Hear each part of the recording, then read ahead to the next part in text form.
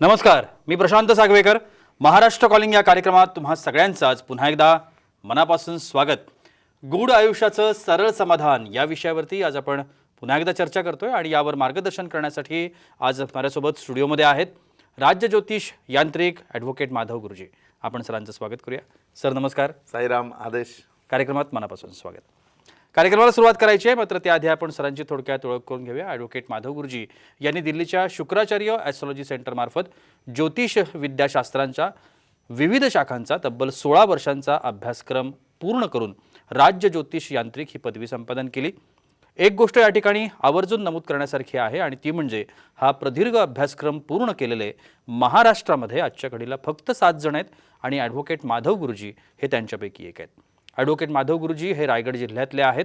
त्यांच्या घराण्याला ज्योतिष विद्याशास्त्रांची 7 पिढ्यांची परंपरा आहे आणि ॲडव्होकेट माधव गुरुजी हे त्यांचे 7वे वंशज आहेत आणि हे सगळं कार्य घराण्याची ज्योतिषशास्त्राची परंपरा ते खूप यशस्वीपणे पुढे चालवत आहेत. ॲडव्होकेट माधव गुरुजी हे कायद्याचे पदवीधर देखील आहेत. प्रतिभा ॲस्ट्रॉलॉजी सेंटर हे पनवेल आणि दादर या ठिकाणी आहे. ॲडव्होकेट माधव गुरुजी यांना दोन्ही सेंटरमध्ये ते आपली सेवा बजावत असतात. ॲडव्होकेट माधव गुरुजी यांना भेटण्याकरता म्हणून आपण पनवेल या सेंटरवरती सोमवार ते शुक्रवार या दिवसांमध्ये आणि प्रत्येक शनिवारी आणि रविवारी शिवाजी पार्क दादर मुंबई या ठिकाणी आपण गुरुजींना भेटू शकता. अजून एक गोष्ट या ठिकाणी मला नमूद करायची आहे आणि ती म्हणजे आता ॲडव्होकेट माधव गुरुजी यांचं मार्गदर्शन आपल्याला पुण्यामध्ये सुद्धा मिळणार आहे. फेब्रुवारी महिन्याच्या 26, 27 आणि 28 फेब्रुवारी या 3 दिवशी ॲडव्होकेट माधव गुरुजी हे पुण्यामध्ये कन्सल्टेशनसाठी उपस्थित असणार आहेत. त्यामुळे ज्या कोणालाही ॲडव्होकेट माधव गुरुजी यांना भेटायचं असेल त्यांनी आत्ता स्क्रीनवरती जे नंबर सुरू आहेत या नंबरवरती कॉल करायचा आहे आणि अपॉइंटमेंट बुक करायची आहे. चला तर मग चर्चेला सुरुवात करूया. सर पुन्हा एकदा मनापासून स्वागत तुमचं कार्यक्रमामध्ये. आजचा जो विषय आहे तो मी एका वेगळ्या विषयानं सुरुवात करू इच्छितो.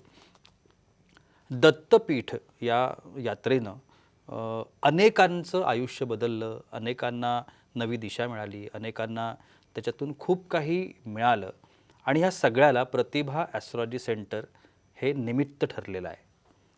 असंख्य लोक आहेत ज्यांनी प्रतिभा ॲस्ट्रॉलॉजीच्या माध्यमातून ही जी दत्तपीठाची यात्रा आहे ही यात्रा केली. मात्र अनेकांना माहिती नसतं. म्हणजे दत्त संप्रदायातली लोक आहेत ते बरेच जण त्याच्याशी अवगत आहेत, पण अनेकांना या यात्रेसंदर्भात किंवा नेमकं काय घडतं ते कसं असतं याची माहिती नसते.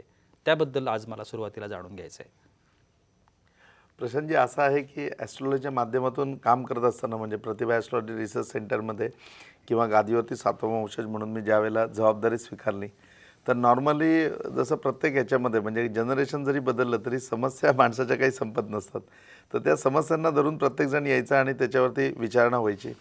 आणि मग त्यावेळेला ज्यावेळेला एक आपला परंपरेचा अभ्यास झालेला असतो, परंपरा पूर्णपणे माहिती झालेली असते आणि मग त्या परंपरेमधलं जेवढं काही अगोदरच्या लोकांनी म्हणजे 350 वर्षाचा हा पूर्णपणे उपक्रम आहे की 350 वर्ष बाकीच्यांनी ज्या ज्या गोष्टी त्याच्यामध्ये रिसर्च केल्या किंवा त्यांनी त्यांच्या आयुष्यामध्ये समाधान कशाने प्राप्त करून घेतलं याचा सगळ्याचा ज्यावेळेला सखोल अभ्यास आपल्याला झाला म्हणजे त्यावेळेला निश्चितपणे ठरवलं की आत्ताचं माणसाचं जीवन जे आहे हे धकाधकीचं आहे. म्हणजे की मनुष्य इतका प्रचंड बिझी आहे की त्यामुळे जे पूजा व्रत वैकल्य त्याच्यानंतर आपले पितृसेवा त्याच्यानंतर कुळाचार या सगळ्या गोष्टी कुठेतरी आता आपण विसरू लागलोय. म्हणजे कसं आहे की प्रत्येकाला वेळाच्या ओघामध्ये म्हणजे जो तो सकाळी उठला की कामावर निघून जाणार, त्याची सगळी ड्युटी करणार, मग तो येणार की आल्यानंतर मनुष्याकडे एवढा वेळच नाही राहिलेला की तो या सगळ्या गोष्टींकडे लक्ष देईल. परंतु प्रत्येकाला प्रामाणिक इच्छा आहे की या सगळ्या गोष्टी करायच्या आणि या सगळ्या गोष्टींमधनं समाधान प्राप्त करून घ्यायचं आणि ही जाणीव आहे की आपण हे करायला पाहिजे. परंतु करण्याकरता काही वेळेला वेळ नसतो कुणाकडे, याच्या व्यतिरिक्त आर्थिक नियोजन कुणाचं जमत नाही. त्याच्यामुळे हा कुळाचार वगैरे सगळं आता मागे लागलेला आहे म्हणजे की मागे पडत चाललेलं आहे. आणि मग त्याच्यामुळे मानवाच्या जीवनामध्ये काय होतं की आज एखादा प्रश्न यांनी विचारला की काय होणार आहे हे केल्याने, तर आहे ना आत्ताचं तुम्ही जीवन बघाल ना तर आपण सगळेजण एकाच सदीमध्ये जगत आहोत आणि एका वातावरणामध्ये जगत आहोत. आपण फक्त रुटीन लाईफमध्ये आहोत. म्हणजे आपण मनुष्य म्हणून आयुष्य नाही जगत आहे, आपण मनुष्य यंत्र म्हणून आयुष्य जगत आहे आणि त्या यंत्राच्या माध्यमातून यंत्र जसं आपल्याला रिझल्ट देतं तसं आपण पूर्णपणे आयुष्यामध्ये रिझल्ट प्राप्त करतोय किंवा जगतोय.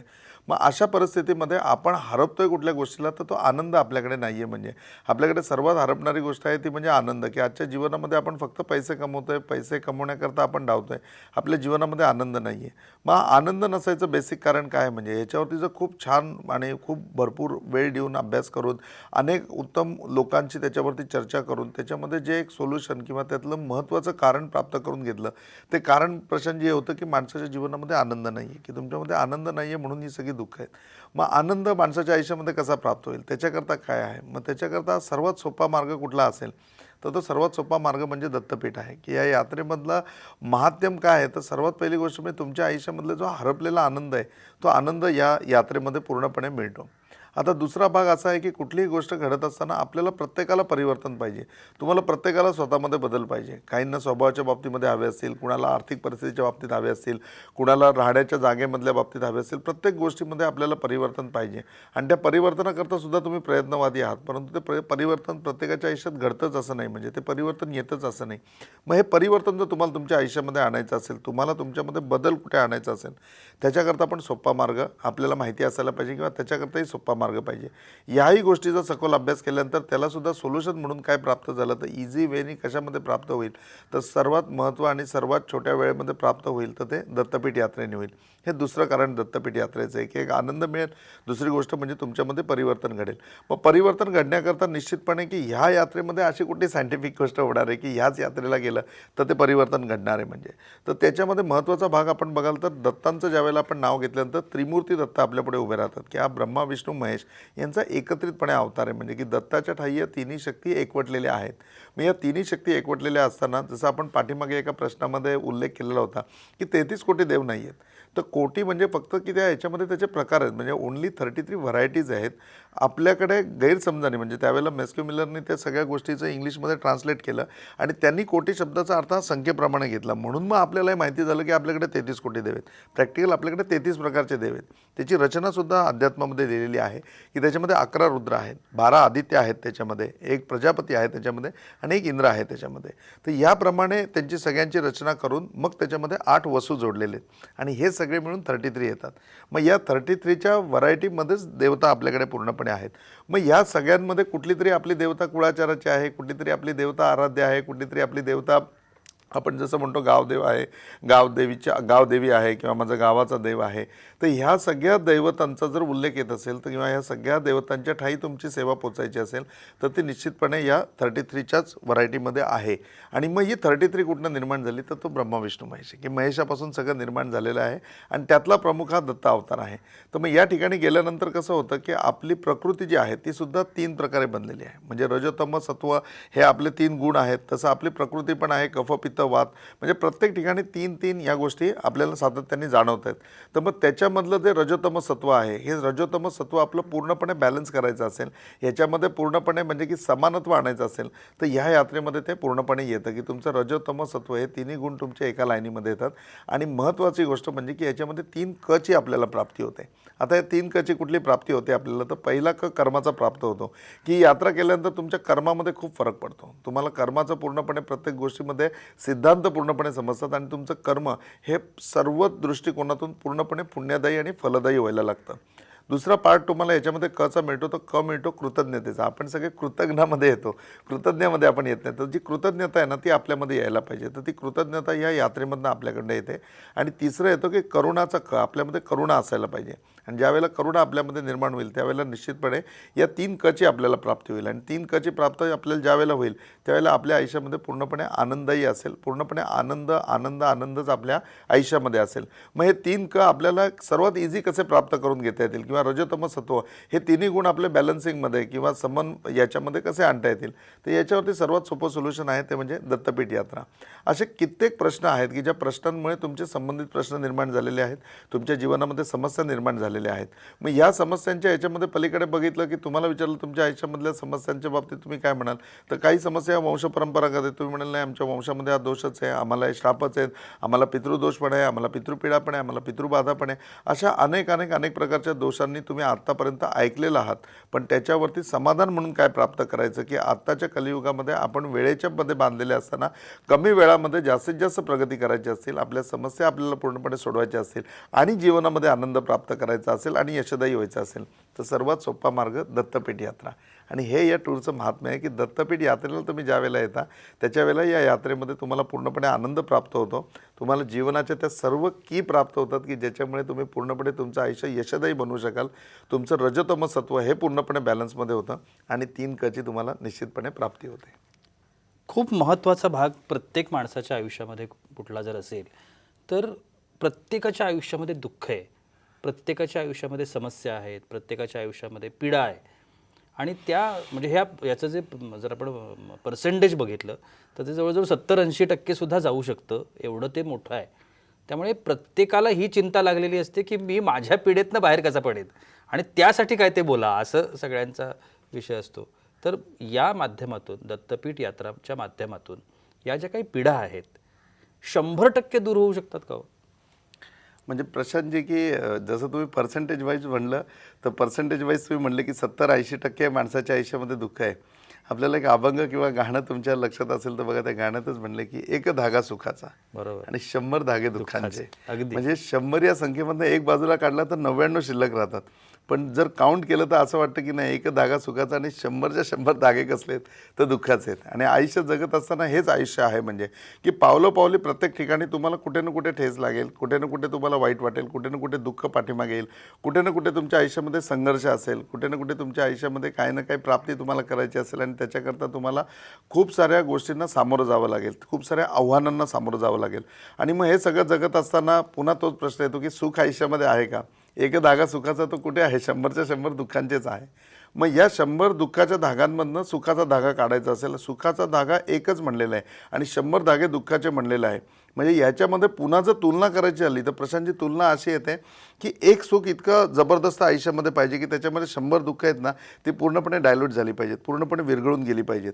तर मग ही जर विरघळून टाकायची असतील आणि एक धागा सुखाचा भक्कम तुम्हाला प्राप्त करायचा असेल तर तो सुखाचा धागा प्राप्त करत असताना तुमचे जे कर्मदोष आहेत, तुमच्या आयुष्यामधल्या ज्या काही समस्या आहेत त्या समस्यांचा तुम्ही पूर्णपणे आढावा घेतला पाहिजे. आता समस्यांचा आढावा घेतला किंवा माणसाच्या जीवनामध्ये दुःखाचा आढावा घेतला तर प्रामुख्याने त्याला जर आपण विचारलं आणि त्याला जर सांगितलं की तुझ्या आयुष्यामध्ये का दुःख आहे, मग तो त्याची कारणं सांगेल. मग त्या कारणांमध्ये आपण जर एक त्याला रिझन धरायचं म्हटलं की कुठल्या कारणाने याच्या आयुष्यामध्ये दुःख आहे तर आपल्या लक्षात येतं की परिस्थितीमुळे याच्या आयुष्यामध्ये दुःख आहे. म्हणजे एखाद्या माणसाच्या आयुष्यात परिस्थितीच अशी आहे की त्या परिस्थितीचं त्याला गुलाम व्हावं लागतं आणि त्याच्यामुळे त्याचं आयुष्य दुःखी आहे असं त्याचं ओपिनियन असतं.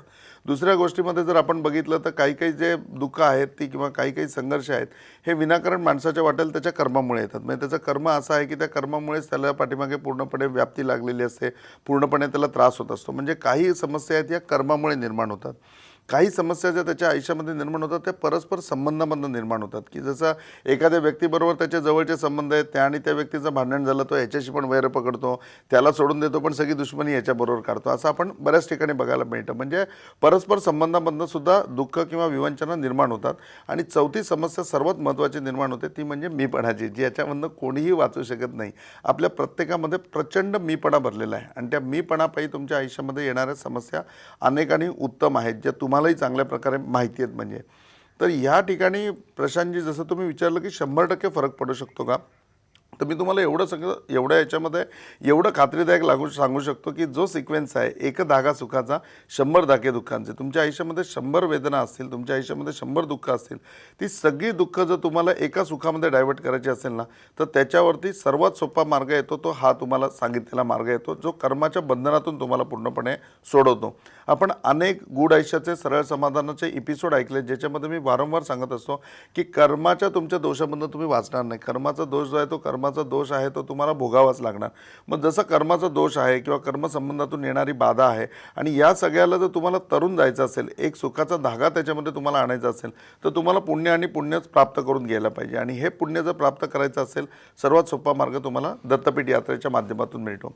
दुसरं आपण आपल्या बोलण्यामध्ये सांगितलं की मीपणाची बाधा. प्रत्येक ठिकाणी मीपणा मीपणा मीपणा आणि या मीपणामुळे ना संपूर्ण आयुष्य ग्रासून टाकलेलं आहे. सूर्याला पण वेळेला ग्रहण लागतं, चंद्राला पण ग्रहण लागतं, तसं आपल्याला मीपणाचं ग्रहण ग्रहण टाकलेलं असतं आणि त्या ग्रहणामध्येच आपण संपून जातो. आणि या मीपणाचा एवढा बुरखा आमच्या डोळ्यावरती आहे ना की त्यामुळे आम्हाला सत्याची जाणीवच होत नाही.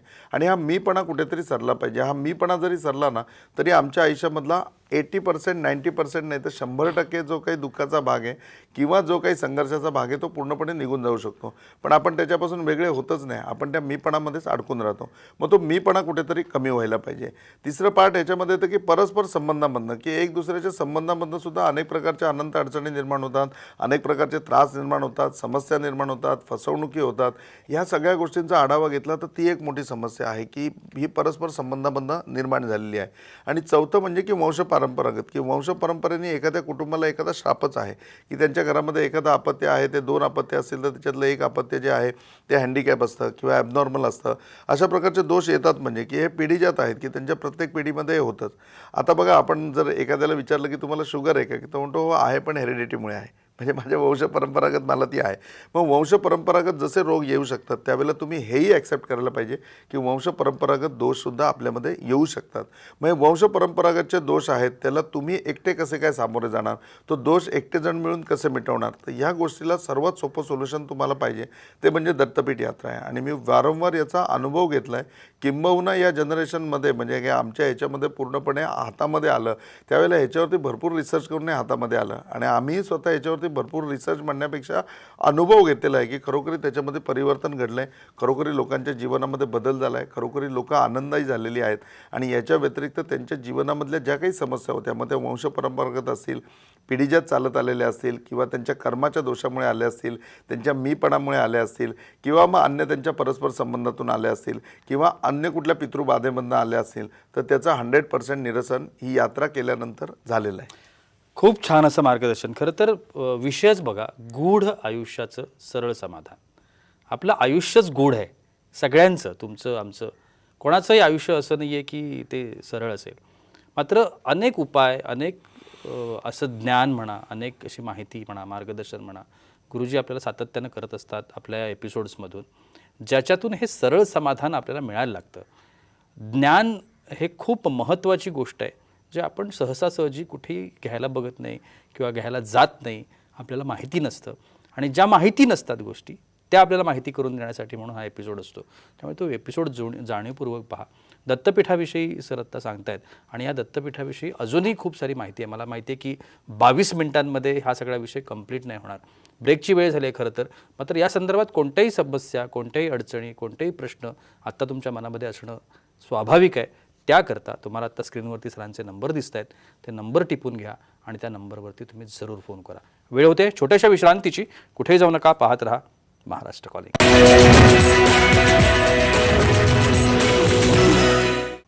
विश्रांतीनंतर महाराष्ट्र कॉलिंगमध्ये तुम्हा सगळ्यांचं पुन्हा एकदा मनापासून स्वागत. गूढ आयुष्याचं सरळ समाधान या विषयावरती आपण चर्चा करतोय आणि ॲडव्होकेट माधव गुरुजी आपल्याला मार्गदर्शन करत आहेत. दत्तपीठ यात्रेबद्दल तुम्ही आत्तापर्यंत सांगितलं, महत्त्व सांगितलं, काय होतं हे सांगितलं, बऱ्यापैकी ते समजलं आहे. अजून खूप मोठा विषय आहे खरं तर. पण आत्ता मला स्वरूपाविषयी जाणून घ्यायचं आहे, कारण आपले अनेक प्रेक्षक आहेत जे याच्याशी कनेक्ट होत असतात, जोडले जात असतात.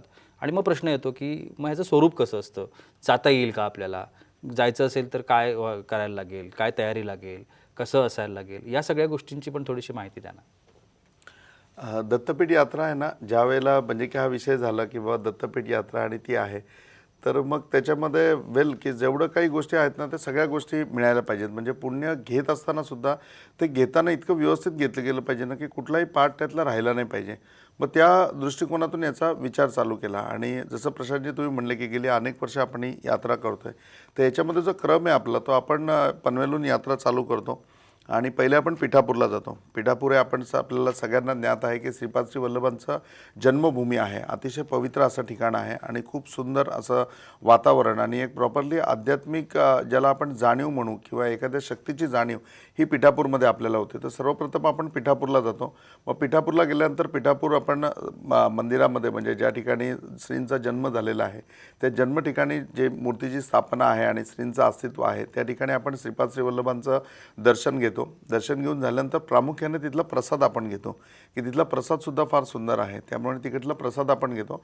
प्रसाद घेतल्यानंतर जसं आपला मगाशी विषय झाला की 11 रुद्र आहेत, त्या 11 रुद्रापैकी कुकुटेश्वर नावाचा जो रुद्र आहे तो कुकुटेश्वर तिथे आहे पिठापुरममध्ये. तर मग कुकुटेश्वराचं दर्शन होतं. तिथे कुंती माधव म्हणून एक आश्रम आहे, गोपाळ बाबा म्हणून एक आश्रम आहे. फार जुने आश्रम आहेत आणि खूप महत्त्वपूर्ण आहेत. तर त्याच्या आपण भेटी त्या ठिकाणी घेतो. त्याच्यानंतर ज्या ठिकाणी म्हणजे की लक्ष्मीला पळवून नेलं आणि नारायणाने त्या ठिकाणी विवाह केला, तर ते सत्यनारायण मंदिर, त्या सत्यनारायण मंदिरला आपण आवर्जून तिथे जातो. त्यानंतर त्रिपुर सुंदरी मंदिरला जातो. बावनकोट विष्णू मंदिर आहे. या सगळ्याचं वेगवेगळं महात्म्य आहे आणि वेगवेगळा सत्संग त्या ठिकाणचा आहे. प्रत्येक ठिकाणी ते मंदिर कसं निर्माण झालं, तिथली आख्यायिका काय आहे, तिथलं महात्म्य काय आहे, या स्वरूपाचा पूर्ण सत्संग आणि पूर्ण माहिती ही आपल्याला त्या त्या ठिकाणी दिली जाते. ही संपूर्ण यात्रा करत असताना त्याच्यामध्ये साईपीठ पण येतं. म्हणजे जवळजवळ 135 फुटाची साईबाबांची सुंदर मूर्तीचं त्या ठिकाणी संकलन केलेलं आहे आणि श्री साई शक्तिपीठ म्हणून त्याचा उल्लेख आहे. तर आपण आवर्जून ते सुद्धा त्या ठिकाणी घेतो बघून. त्याच्यानंतर मग श्रीपाद श्री वल्लभांची कर्मभूमी आहे, ती आहे कुरवपूर. या कुरवपूरला आपण जातो आणि कुरवपूरचं महात्म्य सांगायचं झालं तर मला वाटतं ते अनुभवण्यामध्ये जास्त आहे. त्या ठिकाणी आपण प्रशांतजी दत्तयाग करतो. आता दत्तयागाचं पुन्हा वेगळं महात्म्य आहे. म्हणजे की दत्तयाग आतापर्यंत म्हणजे वेदव्यासांनी तो पहिल्यांदा पूर्णपणे पौरोहित्यामध्ये केलेला आहे आणि वपोत्स नावाचा पहिला राजा होता ज्यांनी तो केलेला आहे. आणि आपल्या सगळ्या प्रेक्षकांच्या माहितीकरता पहिला दत्तयाग कुठे साकारला असेल तर कुरवपूरला साकारला आहे. तर ती जागा साधारण त्याच्यामध्ये जी लिहिलेली आहे त्या जागेचा अंदाज काढून प्रॉपर त्या जागेवरती आपण जाऊन दत्तयाग करतो. ही सुद्धा केवळ त्यांचीच म्हणजे की कृपा आहे. आणि त्याच्यामध्ये दुसरं म्हणजे की मुहूर्ताचं औचित्य असं असतं की त्या दिवशी हनुमान जयंती असते. म्हणजे आत्तापर्यंत जेवढे कुरवपूरला आपण दत्तयाग केलेले आहेत ते सगळे हनुमान जयंतीला केलेले आहेत. त्याचं वेगळं महत्त्व आहे जे आपण तिथे पूर्णपणे म्हणजे नोटिंग करतो, सांगतो. आणि मग त्या वातावरणामध्ये तिथे दत्तयाग संपन्न होतो. दत्तयाग संपन्न करून आपण गाणगापूरला येतो. गाणगापूरला आपण अनेक एपिसोडमध्ये सांगितले की तुमच्या समस्यांकरता तुम्ही संगमावर स्नान करा आणि दर्शन करा. मग त्या ठिकाणी गाणगापूरला आल्यावर नॅचरली आपण ज्या ठिकाणी राहतो ते संगमाच्या काठावरच राहतो. मग संगमावरती स्नान होतं. स्नान होऊन त्या ठिकाणी साक्षात दत्तांचं शक्तिपीठच ज्याला आपण म्हणू शकतो त्या शक्तिपीठावरती पूर्णपणे गाणगापूर दर्शन सोहळा पार पडतो. तो करून झाल्यानंतर आपण कडगंजीला येतो. आता कडगंजी हे ठिकाण फार सुंदर आहे, जिथे श्री गुरुचरित्राची मूळ ग्रंथाची प्रत जी आहे ती त्या ठिकाणी आहे. म्हणजे आणि अतिशय महत्त्वपूर्ण जागा दत्त संप्रदायाची आहे. त्या जागेवरती आपण आवर्जून घेऊन जातो. त्या जागेवरती घेऊन जाऊन तिथे त्या दत्तची जी म्हणजे गुरुचरित्राची प्रत आहे त्या प्रतीचं दर्शन आणि तिथली मनमोहक अशी दत्तांची मूर्ती आहे त्या मूर्तीचं दर्शन होतं. तिथले जे वंशज आहेत जे आज तिथे कार्यान्वित आहेत त्यांची भेट आवर्जून होते. त्यांचा स्वभाव, त्यांची नम्रता आणि त्यांचं प्रेम बघितलं तर निश्चितपणे तुम्ही सगळेजण त्या स्थानाशी जोडले जाता. आणि ती मूर्ती बघितल्यानंतर त्या मूर्तीवरती जे दत्तांचं हास्य आहे ना ते साक्षात तुमच्यामध्ये उमटल्याशिवाय राहत नाही. आणि मग त्या कडगंजीला झाल्यानंतर ह्या पूर्ण दत्तयात्रेच्या समारोपाला आपण अक्कलकोटला येतो.